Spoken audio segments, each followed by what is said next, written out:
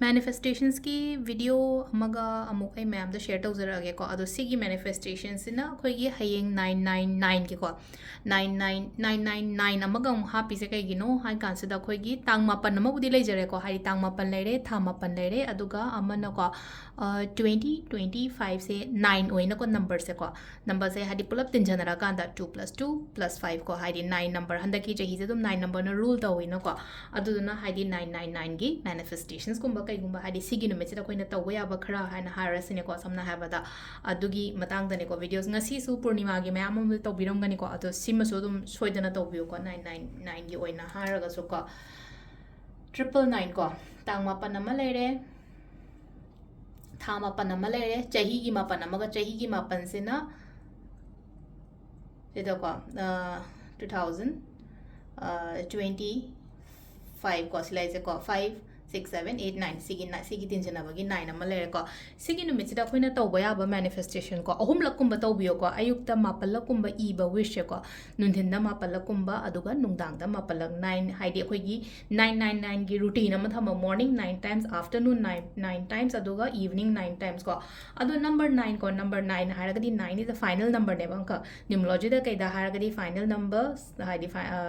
final number in numerology cycle da ko ada number 1 se ko ending ni ko haidi samna habda 9 gi mathak da number am da su leitre na ka ado 9 gi mathak da number am ta su leitram ni na segi da kaino se higher ne ko samna habda haidi lotion laga kaino ma hogada ba matam oina oi pato ko adu gi matung da tang mapan gi matung da tang tara oi ko tara oi ga de 1 plus 0 1 amu tara tara ga de adu 9 se da loina ma haidi let go to 100 ga haidi ano ba intention set tawro kholaga haidi bain taraga manifestations kumba kai gumba to biyo ko ado 9 times e base ko aseng bagi dum 9 times se 21 days kumba kai gumba complete e da diam phai ko ado complete e ngam da ba yaw bune dum hadi kauthokren soi hara kan ba ngonda e hodare kamai to si na to tar ga di hadi numit se ga dang hadi ko yamna keno to na hai tar thawai yaw na ayuki da ma panama nundin gi da ma panama nungdang gi da ma panama na ta bidai na 999 times se hai tar ko hadi numi kuma thoi ni ha ga de definitely nui mangani subda soi da ha kan ai e hodare kamai to si gen adugi part to hadi khoi na face tawdana bagi damakta 999 gi ko haide manifestations ko samna habada hai tar ko ayuki in higher sine ko morning se da ko morning se da aigi wish mapan na higher sine ko wish mapan se 1 2 3 4 5 6 7 8 9 ko ado kaino se harasin sida akoina hadi aina iningba mapan ama heta ira seba iningba mapan heta ira haraga di sida ira sine ko hadi aigi oina aigi thaba inkhang da harasine ko thaba inkhang thau phange bo harase natraga hadi earning bo harase natraga aina hojik jing ngaraga leriba kholiba mayam do dum harase ko sida haise ko sam na habada I'm successful haina harasine ko sida harase sam na yam na keno to hadi common oina hai tar ko I am successful in my life haina harase ko adagi my family is healthy and haraseba my family is healthy harapa matamda aigi angang dagi aigi partner dagi aigi parents in laws karigram ma ko my family is happy and healthy and haraseba nungaina happy and healthy tit nungai phana leiba khotpa na ay yaudaba ko adu duma leire ko angang gi daga harasine ko haidi aigi angang se hai taragam na haidi my child and harasne ko my child is a very disciplined child hai da traga hadi yamna obedient angang gumba oigum dai taro ira se ko smai tar aina sum khali ba poto mi amaga khanbaga mana de na ko aduma leire aduga hadi relationship ki matang da hai tar only just partners ki manu de ge I'm having a very beautiful relationship and harase ko I am having a very beautiful relationship ko sumaina haidi makhal hai tar ko khara relationship ko dum ai sumai tar ga ire ko earning kaina harase ko I am earning rupees ko aina tani gi amount to hapani ko aduga per month haina harase basida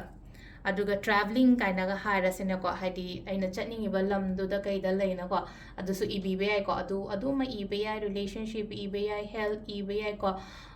there is no obstacles haina hairasine ko sam na hairabata ko there is no obstacles in my life ko aigi life ta obstacles amta leitare haina khalase ko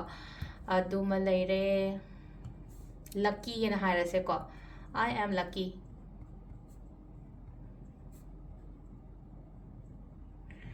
adagi aigi adagi sam habla gari ka ena hairasne ko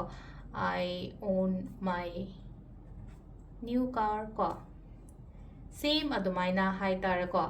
haiti new house and hires ne cos my taraga I net khaliba kholiba aduma mayamdo adumaina tauraga hai taraga segi ayuki di mapana ma ire ko same adumaina same chamana bo wise ko nundin da mu irani ba afternoon da mu aduga keno da mu nungdang da mu irani bas my taraga hadi mapan se dai ta hadi ko hadi wishes mapan gumba kem tholaka ni ko dum phamaga ni na ta na ira kanda hoji aina lady sem ka ai ka thongjala karam disturb tau de na ko aduna dum tam na hadi point macha mayam hai taraga aina khandaraga hai tarako hathu zo ko no nungdang tawge nungdang gumba tawba natraga haidi nungdang budi ang sa ina ahum la hai nungdang khatang yaru na ayuk toy da ngon ta gumba tawbiro ba kanam hago tringe da oiro ai khranga na hai tar khatang keno tawba dai office at par office la so ngatang break gumba lawraga haidi le no ko ahum la gumba ibe se ko si shmu shoidana ahum se ibiro ko ibade aduga amana ko sigi dum diary se dum thamjalo dum haidi sigi pot se dum thamjalo aduga mathangi keno lakpa matam natraga haitare akoigi discard tauge tauroi kashu kaide ko haidi ai yoina haitare sida me amama leri ko diary dum ai dum haidi ai thani igi me dum thamme ba dum mai thadu oga haidi ashes to blow tawra shu ai tawdra shu ai kashu budi kaide ko adum diary se dum thaina iga ba me am se ko na phak to o yeng kan na mu nu shi ba am na haidi aina nijagi ba wish macha me amama fulfill ga oi gi ba yaw ba me am se ko aduna hai tara ko 999 portal gi manifestation se shungchoi choidana tawbiro ko adu atai ahen ba kemta tawbo khopa gi darkar di oide ko hadi e ba se ko aina journal gumba kai gumba ibio na mayam da reminder oina sum hapsara ko smaina ibe ai ko khotpa ai ko na ko wish ma pan kata morning game ma afternoon game ma duga se lai no ko hang pe ai ko mu hadi yumang bu khopa kem ta kai de ko hadi yumang ba ga mari len de ko manifest like khoram ba kata ni ko like sila lai no ko hadi yumang ga like khoram ya ga dra hang pe adu di definitely no ne dum isana khambam ni tho obane ko adu gi part to made ngasa hayeng diwali matam da hang kani yumang like khoram ya ga adu di kamai ya do no hadi ko yumang ga like so khoram da den adum bagi major obo pot de aduna hadi manifestation to podi kai di ba adagi sida lai na ko hachang seng ba seng da ba mu har se ba khong ba adang sai i ba da di hadi hachang seng gera seng order da kar kem to oide ko like khoram ba da khatang hadi amang seng gum ba kai gum khoina da na chada bi kanu da le jaram bani na hana dagi adu di to bi ga no dum har ko dum manifestation yumang ba oigera hachang seng da ba oigera na tra atai te kem ta kai de ko i ba khot pa sugum ba se de adum to biyo ko aduga i ga da ba color ko aina zik green na i gi male ko aina i ba to ko green ibe ai red ibe ai orange ibe ai any color ibe ko only black khatang skip to biyo ko black tang ibe ko no atai colors na loina ma keno to bibe ko adu sile le re khoi gi 999 gi to ba ba ko 999 portal gi manifestation sile le ko ma am do thung bu ju oire so no ko aduga ai gi wishes kali kra adum ma am do so ko phajam phajana ibe daga manifest to biro ko thank you